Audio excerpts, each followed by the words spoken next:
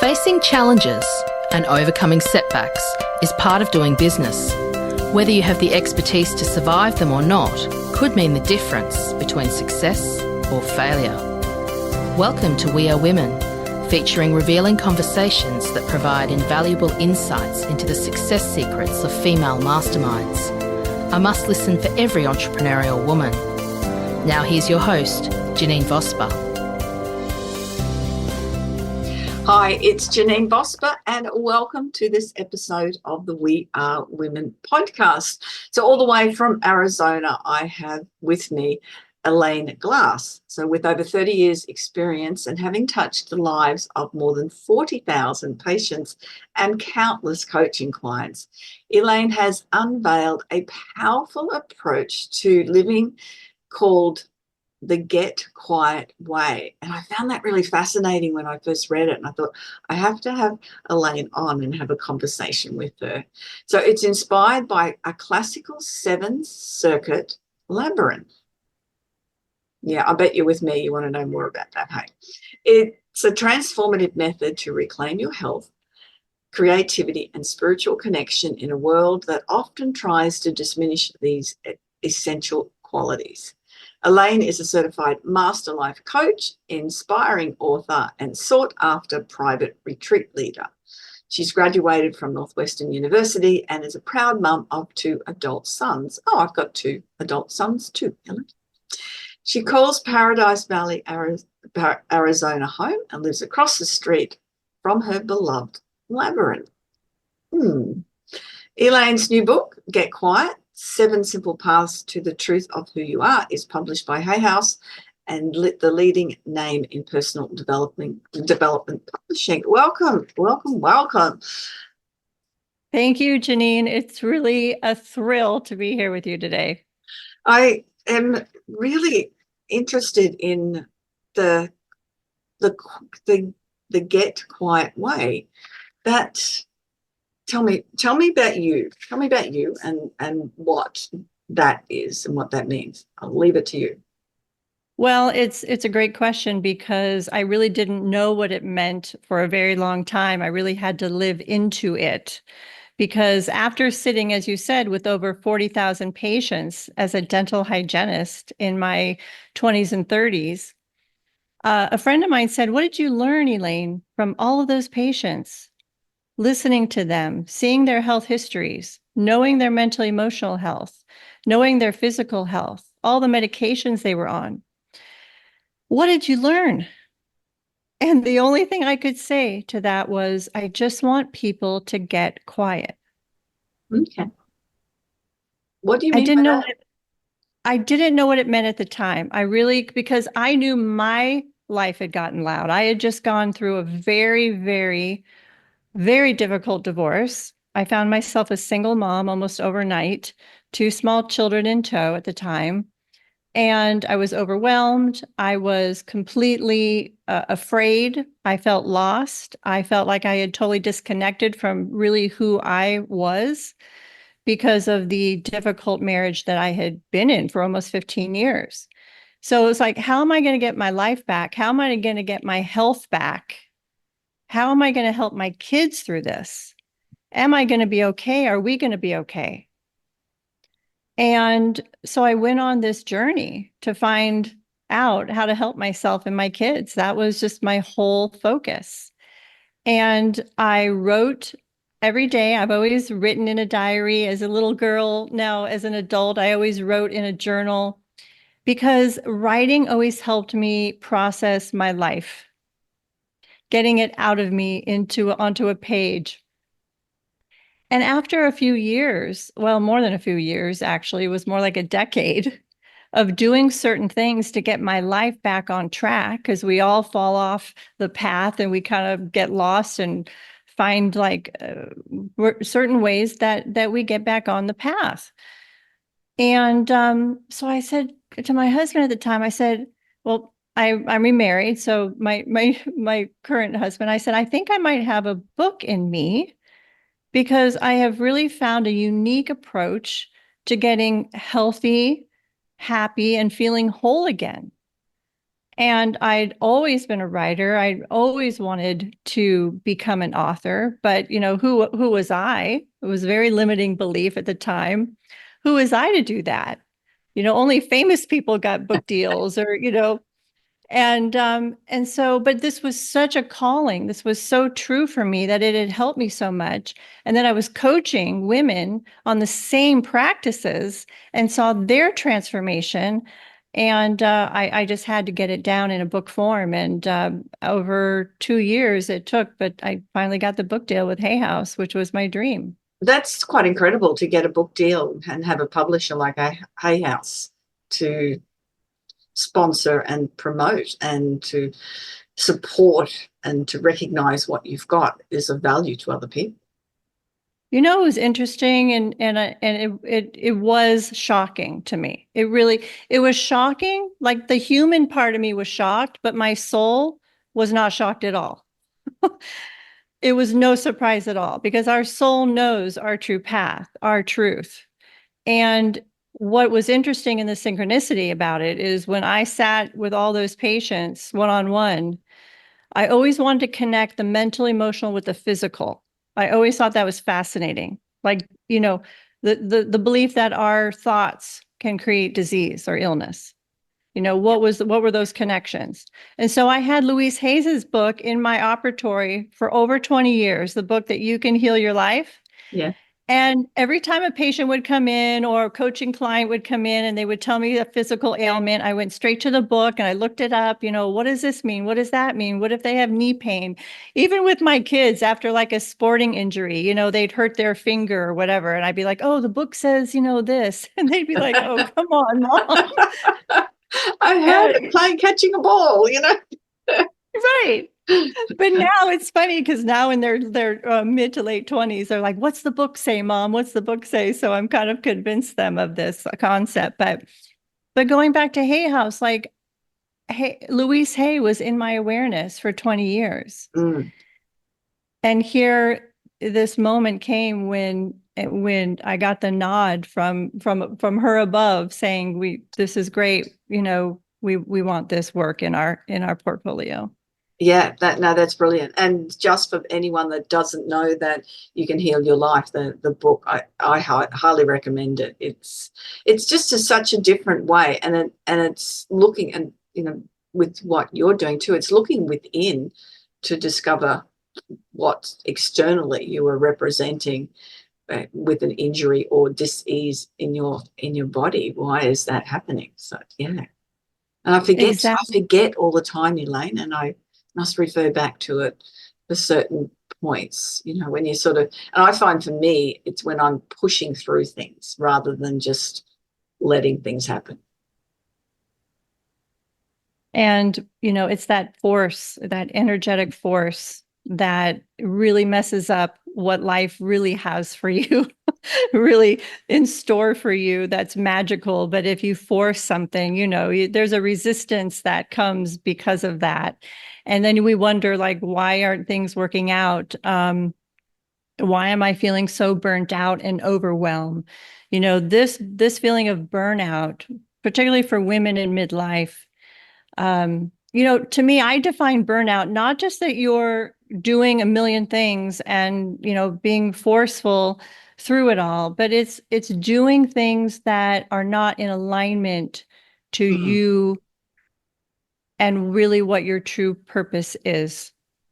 That is why I feel that I got burnt out. This is why I feel the women that I support get burnt out. They're not in their true alignment. You know that when you're in your beautiful flow of podcasting and supporting, women and clients, it's effortless. The energy it takes.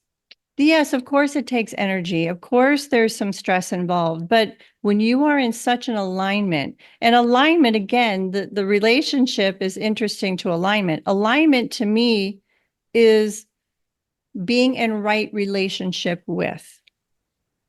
Okay, I have not heard it described like that before, but that is exactly what it is, being in the right relationship with what? With yourself, with the world, with the universe, whatever that might look like for you. With what you say yes to. Mm. I think that's, Yeah, sorry. I was going to say, I know, and you're probably exactly the same. And I know a lot of coaches who do this, or trainers. When I've spent a day coaching or training, I'm energized as opposed to drained. Whereas I know other people, they'll be doing that or presenting, and they'll be absolutely exhausted from it. And I'm thinking, no, I'm the opposite. Really hyped up because I've been doing what I absolutely love. And I find that it just flows as well, because it's, one's experienced, and that makes it easier when you've got the knowledge and the capacity and the confidence to do it. But it all is in that framework, because that's just who I am. I have to do it. And that's what you're saying. It's exactly the same thing, is finding that for everyone, isn't it? It's absolutely right. And we get to a point, particularly like I said, in midlife, where we have dealt with loss, grief, disappointment. Our kids maybe have gone off and started their own, life and families. And so we're kind of in this gap of like, who am I? We've been nurturing everyone else. Now it's time to point all of that back inward to us. And I recommend to people taking a year. I know it sounds like a lot, or just take a month for a baby step and do something that you've never done before. Mm. So for instance, you'll appreciate this, being a coach, a speaker coach. The very first time I wanted to re-engage in life after my divorce, because it really is a new the way you engage after a loss, you feel very vulnerable. It's a very vulnerable space to be in. But I just went for it big time. The very first thing I did, I remember it being January, and I took a class at Toastmasters. Okay. Are you familiar with Toastmasters? Yes. I'm involved in a very similar group here that started in America as Toastmistress clubs. Great. Well, I call that now, but it's what it started as. I was always afraid of public speaking. I never felt I had a voice, particularly in my marriage at the time. I just felt like I didn't have a voice, and I didn't even know what I would even speak about. And so that was the very first thing I did to re-engage in life again after loss. And going back to the point of like, what creates flow for you? What creates ease for you in whatever you do, whether it's your business, your personal life? And through the year, every month I did something different, a little out of my comfort zone. And by the end of the year, Janeen, I had a new business. I dropped my dental hygiene instruments. I became a life coach. I got a website up. I started seeing clients. I met at the time my fiance, now my husband, and my whole life changed. And everything that I chose to do that was very different than what I had been doing led me to where I am now. But it was only because I just stepped a little bit outside my comfort zone. I tuned in and I said, what am I curious about? Yeah. And I followed that, and I trusted that. And it also brought me to what I write about in Get Quiet, is the day that I found the labyrinth. I'm keen to know more about the labyrinth, but I'll go back to that, stepping out of your comfort zone. And that's often something I talk about for people all the time, is to just every day, just do something that you might not have been comfortable with. Say hi to somebody in the street if that's not your personality. Do something that sort of expands it. Everything then feels a lot more comfortable doing it. And I love that you've said that each month you took on something different, and then after a year, that the whole life is changed. I've often refer back to the movie The Yes Man with Carrey. What's his name? The comedian. Oh, Jim Carrey. Jim Carrey. Now, I'm not a fan of him as a an actor because he tends to go a bit over the top. But he was having a terrible life. Everything was going wrong. And he went along to to see a guru, and it was just about saying yes to everything. So he said yes to everything. And, you know, with those movies, he ends up in trouble, but he learned to fly a plane, speak Korean, play guitar, got a new girlfriend, got a promotion. You know, all of these things had opportunity. And that's what you had done for yourself, is you opened doors to provide and to bring in opportunities, which often people forget when they're just living day in, day out, and not realizing that there's opportunity to create something different because of doing something different. But doing something different is not easy. No, it's not. But when you realize the person that you've become because of that, it supersedes anything. Like the person that I had become, the women that I helped who transform their own lives always say to me, it's the personal transformation, it's who I've become, than the things that I get to sell or make money from, or, you know, anything external is irrelevant, because really it's this self-love that you begin to have again for yourself, for the person that you've become that's new. And why not give yourself permission in this lifetime to have as many identities as you possibly can? I mean, I'm all for that. Like, I'm a mom. I was a dental hygienist. Now I'm an author. Then I was a coach. Like, what else is going to be next? Like, I'm just getting started, and it's really exciting. But I'm not going to say it hasn't been really, really scary too. And that's when I really go back to this listening to your soul's voice. And my main, if you want to say brand voice, my brand message is listening to your soul's voice and getting that guidance and having that guide your life.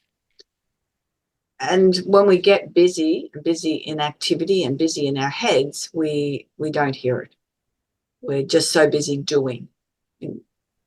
Yeah. That's such an important factor to take the time to listen, and doing different things, stepping out of your comfort zone, and being quiet as an option. And you've got a whole list we'll go through in a moment.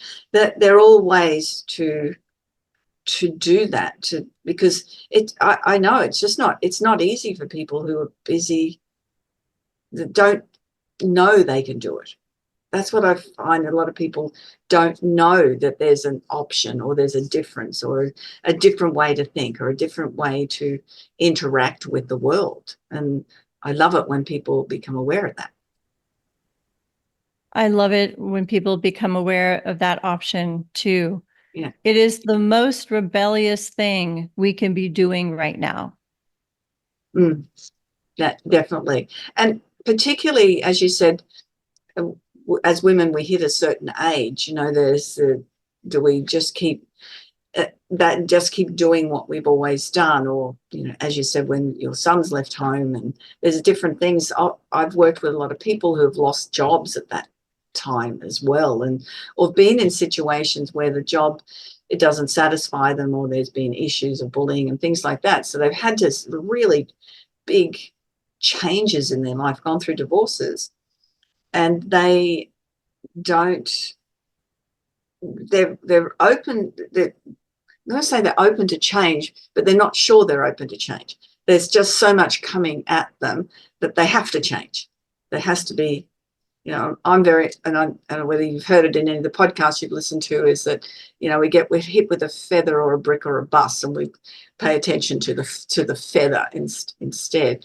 But often there's so much coming at people that there reaches a time where you've got to go, okay, something's got to change. And that's where what you do is so important. I love that analogy. And of course, unfortunately, we tend to change when we've been hit by the bus. Yeah. And when you learn that tough lesson once, you really want to prevent that from ever happening again. And the method that I teach and the lifestyle that I offer to people is just that. It's prevention. Is how can I be in control a little bit more, and not like always needing to be in control in terms of perfectionism. But there are things that we can do in our life where we can have some control that helps us along the way. When I talk about the get quiet way, it's a lot of people think, oh, she's just asking me to sit in a room and be quiet. Of course, that's not what it is. It's a whole method of 7 paths that I offer to people to ponder, to become aware of, so that you can get control back in your life where there could be overwhelm, chaos of any major transition you might be going through. The very first thing that I did to gain control back of my life was I started to nurture my body. That's such an important fact. Because if we're constantly on the move, then we don't tend to do that, do we? And this was no longer like running marathons or, lifting weights. I'm not saying that those things aren't healthy, but for me, it was the slowing down, this nurturing, and not this forceful pounding of my body, being an investigator of, okay, I was just diagnosed with an autoimmune disease. Why did that happen? What's the root cause of that happening? What was the mental, emotional that caused that physical ailment? And how can I heal in the most natural, holistic way? Yes. This is a nurturing, very feminine way to start getting control back of your life. And we often think then that there's the have-tos. Well, if I'm going to do that, as you said, I have to start running, or I have to hit the gym, or I have to, whatever it might be, or I have to cut back to 1,200 kilojoules a day, or whatever it is, I have to do this. And then that puts pressure on, doesn't it? And it's not what you're talking about. It's not, because nobody told me to go for a gentle swim. And I don't mean doing laps. Like, I started to dance in a pool. I started to just move my body, because during difficult times, literally our energy gets stuck in our bodies. And so I needed to unstick what was stuck for anything new to flow through me that was healthy. And so I just started dancing and moving my body in a pool. I started doing Pilates, which reminded me of when I was a kid, I was a gymnast. Like, I just went back to my roots where I felt like, how can I feel safe in my body again? Because I had endured 15 years of basically an abusive relationship, verbally abusive relationship. My nervous system was in fight or flight. It was in freeze mode. Like, how do I get myself back to feeling safe in my body again? And that's what the first path was all about for me. Yeah, brilliant. And listening to what the soul needs. Now, the labyrinth. And you said you live across the road from the labyrinth as well? Yeah. So have you ever walked a labyrinth before? Is it like a maze? It looks like a maze, but it's not actually. It's a 4,000-year-old ancient meditative tool, let's say. It's a formation in the ground. So it looks like a bunch of circles that would confuse you.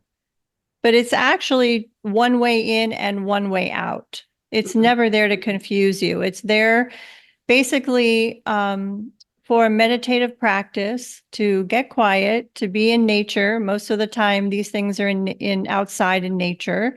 Private retreat centers or churches or hospitals or schools. But let me tell you, the amount of people that are building them on their own private properties now it's just exploding.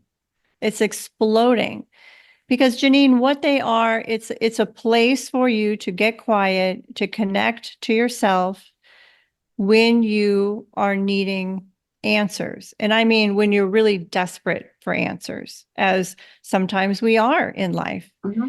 And it's a place where you can connect to the divine source, whatever you call it, the universe, to your soul's voice, an inner connection that we lose because of the noise of the world. And I found this labyrinth at a retreat center, which is right across the street from my house. Now, at the time, I lived about 15 minutes away. And I was like, what is this? I'm just going to start walking in circles. And here I am in Arizona, walking in circles in the desert, thinking I've totally lost my mind now.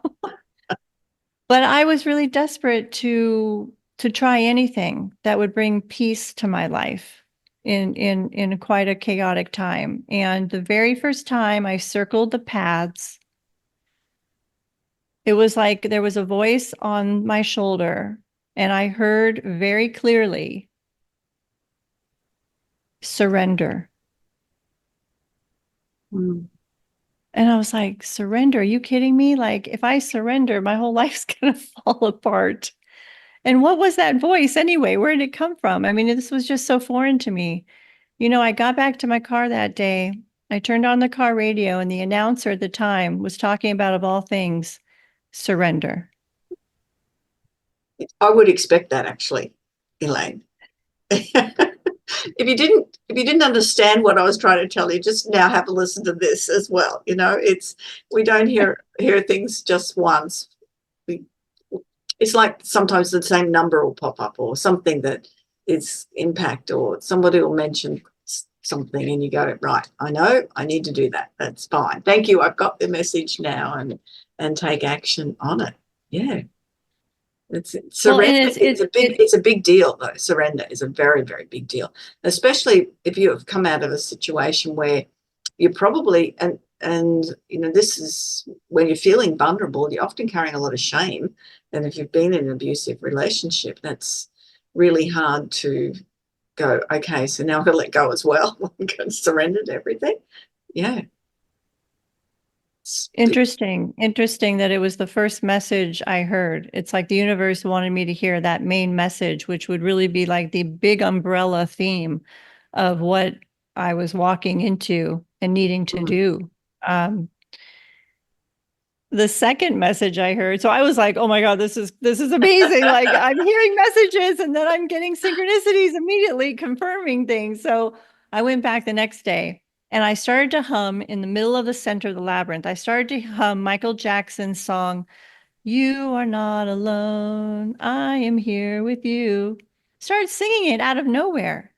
You know, and the sun was coming down, and I could feel the breeze, and I could hear the crunch of the gravel under my feet. And I was like, God, I feel myself again, like for the first time in so long. I got back to my car, turned on the car radio. What song do you think was playing? Oh, you gotta love Michael Jackson, don't you?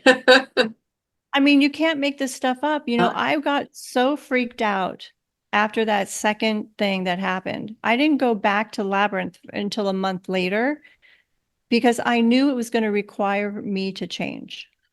That's the big deal, isn't it? That those steps that it requires is sometimes we're just not ready, and we're not prepared to take those steps. We know that's, you know, we've been given the information, we're aware that, but that can be very scary. Very scary. But every message I heard inside that labyrinth was a loving message. Mm. It was never scary. It was always confirming. It was always loving. It was always supportive. And it was a very simple message every single time. Mm. It was like, surrender. You'll be okay. All will be okay. Like, just gradual little baby steps helping me feel safe again in the world. Mm. Yeah, so it's not necessarily the messages were scary, but the actions that you would have to take were confronting. And yeah, okay, so what am I going to do? And trusting, you know, it was like I came out like a wounded, like a wounded child. And here I was, the universe is asking me to trust again, trust life again, trust myself again. Mm. And it was like those gentle messages in the labyrinth helped me trust again. And helped me, like those messages guided my life, because I had lost everything. I mean, the only thing I had, obviously was the most important thing, and that was my life and my kids' lives. Everything else I had lost. Yeah. So I was like, I've lost everything. I'm just going to try. I'm going to trust what I'm hearing is right.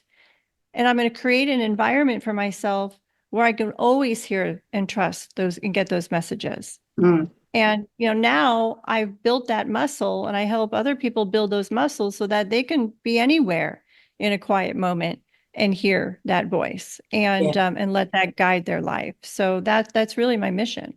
No, that's important. And that's part of those 7 steps then that's in your book, isn't it? So That's right. Yeah. What are the 7 steps for that to reach that quiet moment?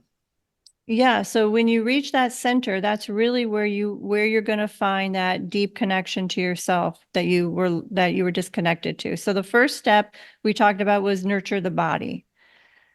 The second path, I began to see that I was cleaning and clearing out my environment. I was purging things in my closet. I had an outside storage unit that I started to clean out. I mean, I'd lost the key. I was paying every month for it, but I was like, okay, where is that key? I got to go clean that out. I was cleaning out relationships in my life. So not only things, I was cleaning out my cupboards, I was cleaning out my fridge, like what junk was in there that needed not be there. So it was this need to clean and clear out my environment. And that was a very important path. So that was the second path. The third path that I noticed I was doing was I was changing my mindset. I was really much more positive when I had been so negative for so many years. Like nothing positive could come into my life in terms of my thinking, because I was just like in such a dire place for so long. And so I was like, whoa, those thoughts are kind of, moving away. Now I'm thinking much more clearly, and I'm thinking much more positively. The path after that was really what I think is probably today the most important path for me personally, and for a lot of my clients too, and that is your emotions. In what way? The emotions of at least being able to feel your emotions and not being afraid of your emotions, and knowing that to feel them is to eventually transmute them, which is to eventually make them disappear so that they're not stuck in you. Because the one thing I do believe, after sitting with all those patients and all the clients in the last 15 years, is I do believe that emotions cause disease. Mm.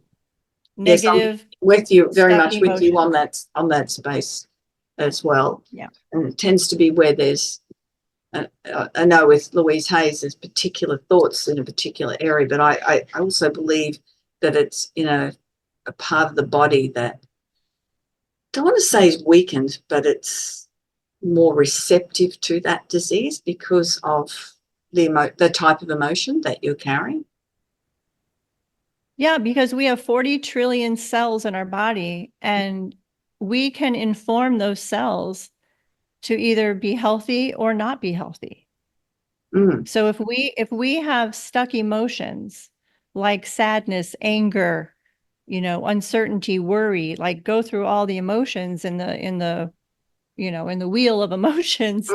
And if we just keep repeating every day how angry we are at someone, how angry we are with ourselves, the shame we're carrying, the guilt we're carrying, that's informing ourselves.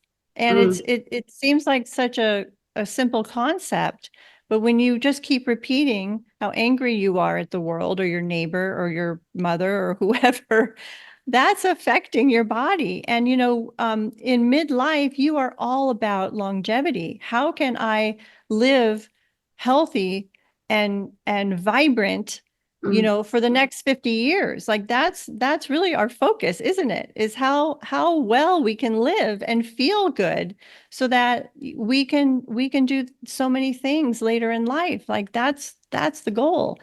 And so And the definitely that emotions. you want to age well. That's and it is all, it's the physical component, it's the emotional component, the financial component as well. There's a whole lot of things that are so important, but if you're feeling jammed up because you're not doing what you are meant to be doing or that you love to do, or you just decided that you hate what you're doing, it might have been all right 5 minutes ago, but now it's not, then we're going to create blockages in our body. It's just a given. 100%.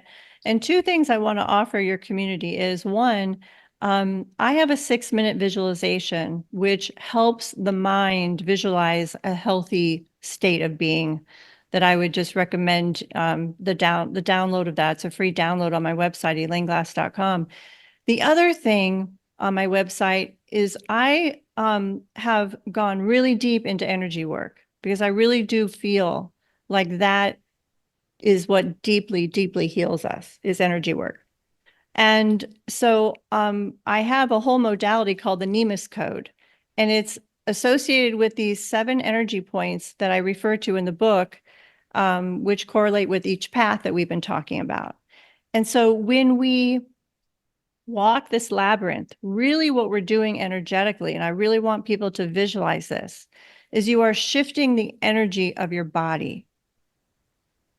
Because our bodies get stuck, our muscles get tight, our energetic field just gets stuck, and we need to shift things in our life to get them moving. And so if you go to my website and look up Nemus Code, you're going to see all 8 energy points. And what I would invite you to do is to memorize those 8 energy points and then use them as a visualization to shift the energy in your body. You will see results like you can't even imagine. People have healed things from years and years that the doctors couldn't even heal. So I'm so excited about offering those 2 free things. That's amazing, and that's definitely something that I'm going to visit myself and check that out, Elaine, because that's so important. That's not the same as the chakras. No, it's completely different. And okay, so this is going to start sounding a little woo-woo, and I'm so woo-woo is good. completely. I do woo-woo, so Yeah. good.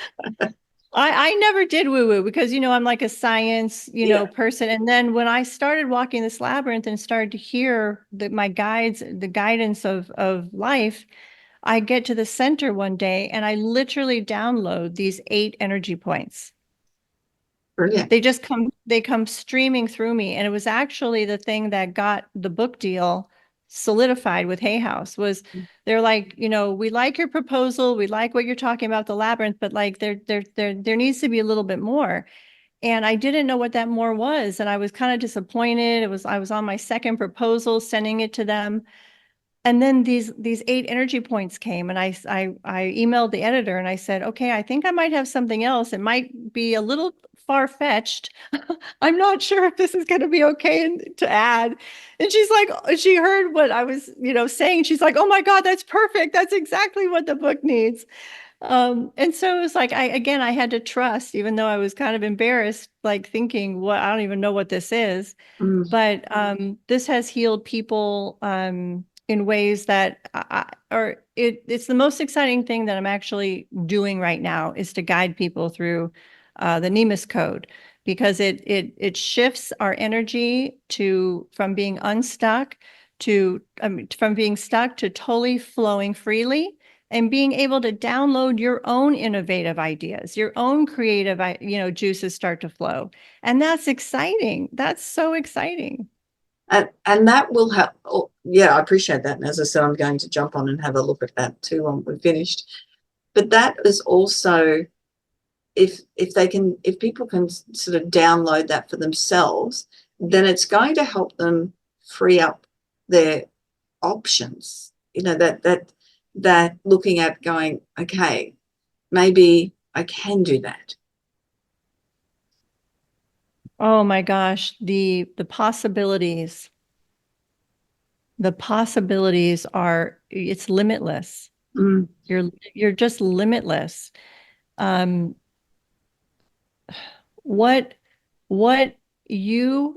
you're here on this planet in this lifetime right now is for a purpose. It's for a very big purpose. And I didn't get that years ago. I just thought, oh, I'm a dental hygienist. I'm a single mom, and I have all these, things that are limiting beliefs of this is what I'm going to be for the rest of my life. And then I started to really open up and open my heart up and open my mind up and open my intuition up. And I was like, oh no, I'm here for this grand reason. And we're all here for this grand reason. But, we are so distracted and so full of noise, and so, our bodies have become, let's say even toxic in a way from what we're ingesting. And it's like, we've got to free ourselves up so that we can bring these gifts, these treasures that our soul knows we're here for, to not only benefit for our own life, but to share with the world. And it's possible for everyone because it's our birthright. Simply, it's our birthright. And then, it depends on people's beliefs then as well, that we're spirit having a human experience at this moment in time. And then what was the choice of our spirit to say, I'm going to come to and have a human experience. What am I going to do? Why am I here? There's a purpose behind it, absolute purpose behind it. And then maybe we need to experience it a few times before we figure out what that purpose might be as well. And yeah, no, I'm very much on the same page with you with that, because it is. And look, I've known all the way through at 15-year-old, I thought, I want to be a teacher. I want to be a school teacher. And then I started looking at the subjects and went, home economics, that was a big deal then. They don't even have it now, I don't think. And I then because very different in Australia, especially in the 70s. I got a job at 15 and went, well, I'm not going back. That's it. I got paid $37 a week. It was mind-blowing. So I continued working. But I taught aerobics for 10 years. I do what I do with my teaching, the podcast, everything I do but all those experiences beforehand, I needed that. If I had stuck at being a school teacher, then I would have not experienced life in a more adult way, if you get what I mean. It would have just been a more closeted sort of experience in teaching, as opposed to what I have done for the last 40 years.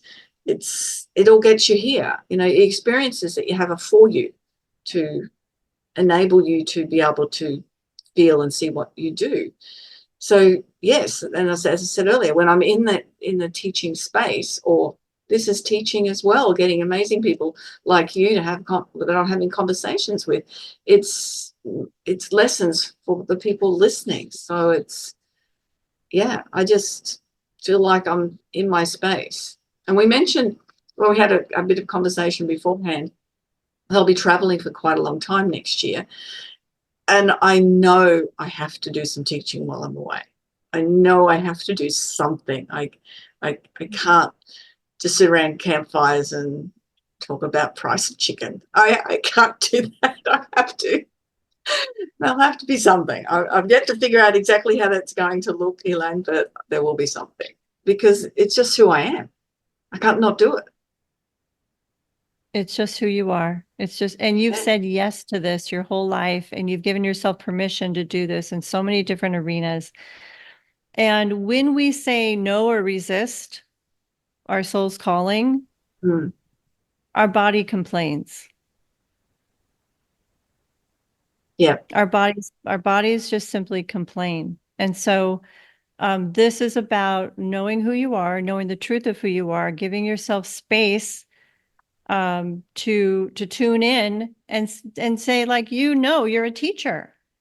Yeah. And be open to, whatever that looks like. And I'm so excited for you next year, because who knows what you're going to be teaching, where you're going to be teaching, who will be your students.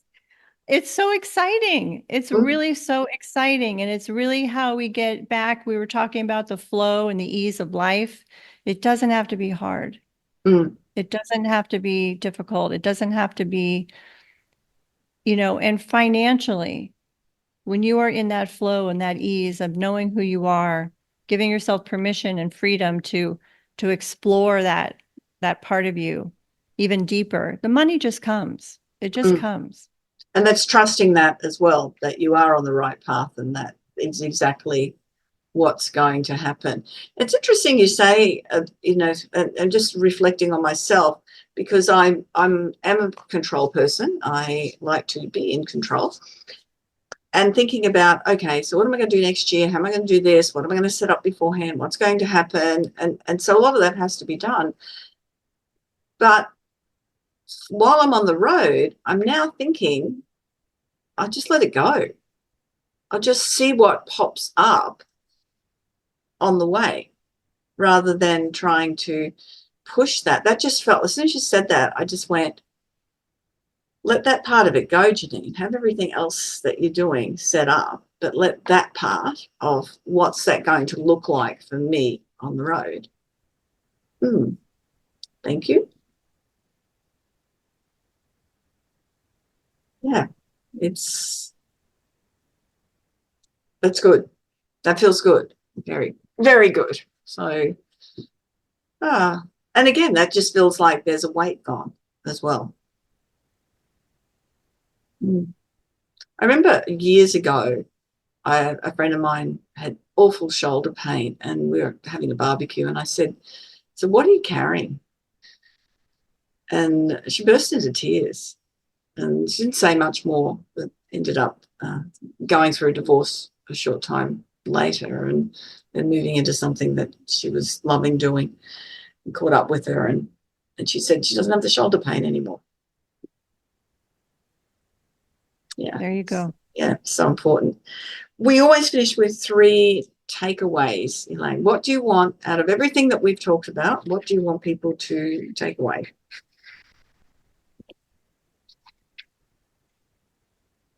Go to labyrinthlocator.org and find your nearest labyrinth. I was going to do that to see where there are any around here. I know I've walked in little labyrinths, but not a big ones. Yeah. See what comes up. Listen to the messages. Number 2, trust what you hear, and even report back to Janeen and let her know what you heard. That would be great, especially if the Michael Jackson song pops up. And no one is guaranteed tomorrow. So live your healthiest, best life right now. Don't be worried about the past. Don't look too far down the bend in the future. Be as present as you can, because life will just go by and feel like there's no meaning. So there's really only now in the present moment. And I would really say to enjoy every leap and moment you can. Yeah, I think that, and we forget to do that. I'm a yes person, so I tend to go, oh, that looks fun, let's go do that. And then I figure out which of my friends or my husband or whoever would be interested in doing that, and go do that. And so people say, I don't know how you fit everything in. I go, well, I do things I really love to do, so it's not fitting. It's just enjoying. It's and that's a different space, isn't it? You're not trying to squeeze things in. If you're doing things you love, you're just enjoying it. And that's part of being in that moment and also living that best life. I've enjoyed our conversation so much. It's been so much fun.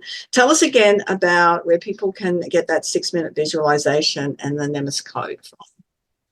Yes, at my website, elaineglass.com. And you'll just share your email, simply as that, and I'll send you this 6-minute visualization. It's wonderful to just put some headphones in and right before you go to bed and listen to it. It will really be uplifting, and I also think quite healing. And the Nemus code is there as well, and you'll see those 8 energy points that coincide with the labyrinth paths. But memorize those points in the order in which I have them on the website, and you can do this own visualization on your own. Of course, if you need support, you can reach out, but I made it so simple that you can really just tune into the body parts that I've put forth in that Nemus code, and you'll see a shift in yourself. And you'll have new thoughts, even be dreaming things of ideas. Like, it really opens up a lot for you, and it's very, very exciting. Oh, that sounds very exciting. And they can get your book on your website, your book, Get Quiet? Yes, they can get wherever they buy their books, Amazon, wherever they buy their books. There's links to the book on the website as well. And I actually also read the book. So if you like to listen to books, which I found that the Audible version, or if you have Spotify where you are, the book is on there as well. I read the book, and people love to listen to the book because there's actual visualizations to music that you can listen to after each chapter too. So that's wonderful. That sounds great. And I'll have all of the information in the show notes as well. So thank you so much again for joining me today. It's been a lovely, fun conversation. We've gone down a few different paths and ended up in a little bit of woo-woo, and I don't know why we call it woo-woo. I think it's just part of reality. It's which is great. So thank you, Elaine. It's been my pleasure, my honor. Thank you so much. I'm going to be thinking about you next year, your travels. Can't wait to hear. That's why I'm thinking I might even put together a roadshow as we go to different places and do something. I think that would be quite fun. That'll be good. Anyway, we let it go. Let's just flow with it. Thank you. And that's another episode of the We Are Women podcast. So thank you so much for joining us again. Remember to subscribe if you're listening to wherever you're listening to this or watching it on YouTube. And also, if you want some information, a strategy call, some ideas, then go to janeenvosper.com and book a complimentary strategy call. I'd love to have a conversation with you and figure out how either I or some of my fabulous talent might be able to help you achieve the results that you want in business and in life. Have a fantastic day, week, month, wherever you are in the world. Bye-bye for now. So, do you feel stuck in a rut in business? Visit speechperfect.com.au and download Janeen's free ebook to avoid the 5 most common stumbling blocks women face in business. It's jam-packed full of tips to overcome the barriers that could be holding you back from the success that you dream your business will be. We would love you to leave a review of today's episode and share this podcast with other women in need of entrepreneurial inspiration. Subscribe to the next episode now and join the We Are Women community.